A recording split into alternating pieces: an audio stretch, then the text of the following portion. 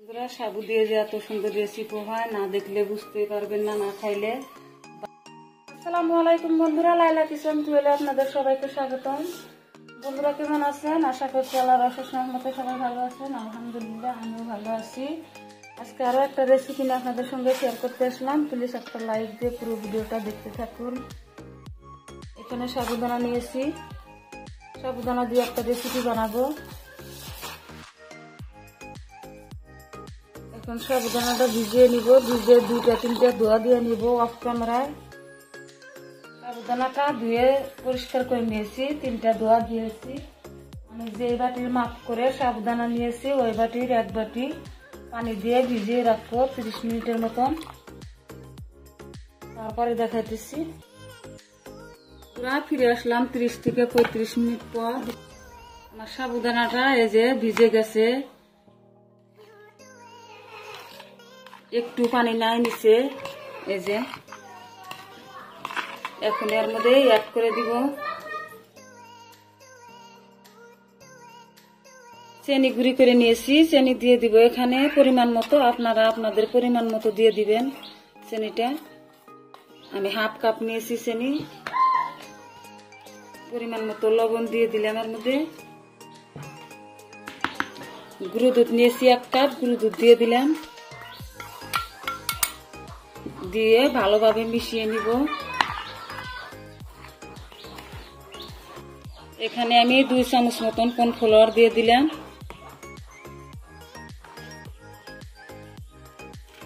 কর্নফ্লাওয়ারটা দিলে আর কি আঠালো ভাবটা আসবে।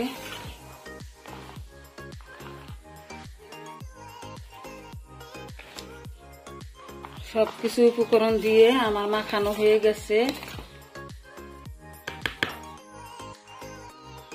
বন্ধুরা, আমি আরো কর্নফ্লাওয়ার দিয়েছি 2-3 চামচের মতন। চিনিটা দেওয়াতে আর কি পানি ছেড়েছিল, কর্নফ্লাওয়ার দিয়ে দিছি, দিয়ে আঠালো ভাবটা করে নিলাম। কালারিং করে বানাবো বন্ধুরা। এখানে আরো 2টা বাটি নিয়েছি, বাটিতে ফুড কালার নিয়েছি 2টার মধ্যে, একটা গ্রিন কালার একটা অরেঞ্জ ফুড কালার নিয়েছি। 3 ভাগে ভাগ করব আমি এটা, আর একটা সাদাই রেখে দিব।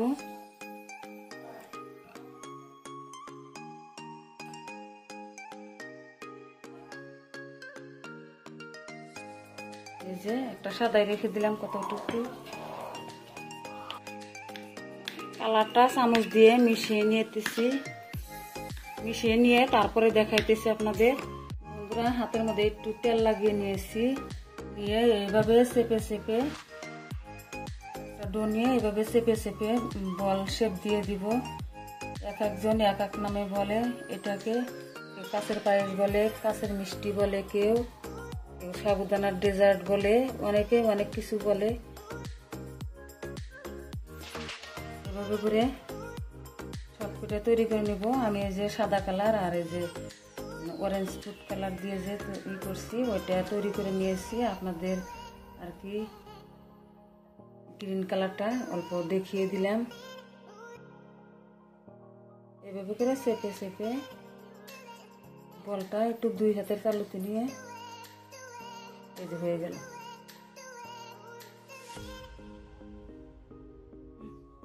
বন্ধুরা, আমার 3 কালারেরই তৈরি করা হয়ে গেছে। এই যে এখন আসুন চুলা করা যায়। এখানে পানি ফুটিয়ে নিয়েছি, পানির মধ্যে চিনি দিয়ে দিছি। এটা ফুটিয়ে নিয়ে বলক তুলে নিয়ে তারপরে একটা একটা করে দিয়ে দিতেছি।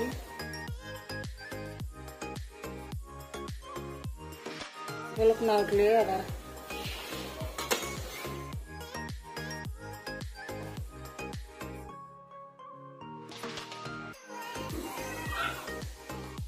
এভাবে সবগুলাই দিয়ে দিব। বন্ধুরা, আমার এইগুলো দেওয়া হয়ে গেছে। অল্প কালারিংটা উঠে গেল, তা কেনা কালারিংটা উঠছে। সাদাটার হাতে তাও লেগে ধরে নাই কালারিং।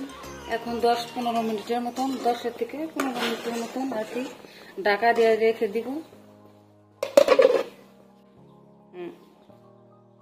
এটা হতে থাক। এখানে আমি দুধটা আগে থেকে বলক তুলে খেয়ে দিয়েছিলাম, এখন আর কি চুলায় দিয়ে দিলাম। এখন 10 মিনিটের মতন জাল করে নিয়েছি, সেদ্ধ হয়ে গেছে।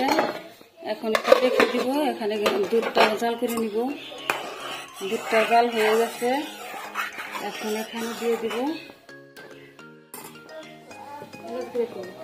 এখানে পরিমাণ মতো লবণ দিয়ে দিলাম, পরিমাণ মতো চিনি দিয়ে দিলাম, এলাচ গুঁড়া দিয়ে দিলাম 1 চিমটি, দিয়ে ভালো করে নেড়ে নিব।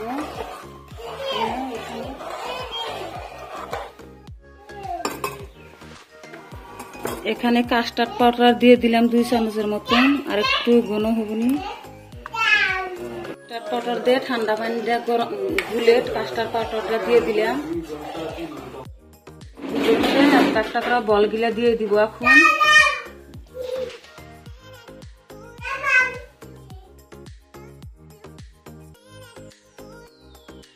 বন্ধুরা এর মধ্যে দিয়ে আরো 2 মিনিটের মতন জাল করে নিয়েছি।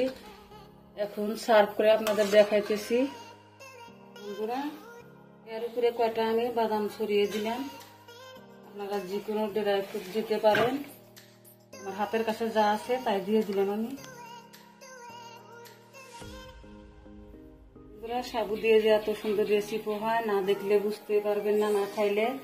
বাচ্চা থেকে বুড়ো সবারই পছন্দ হবে। বাচ্চাদের তো সাবু তো বাচ্চাদের পক্ষে অনেক স্বাস্থ্যকর।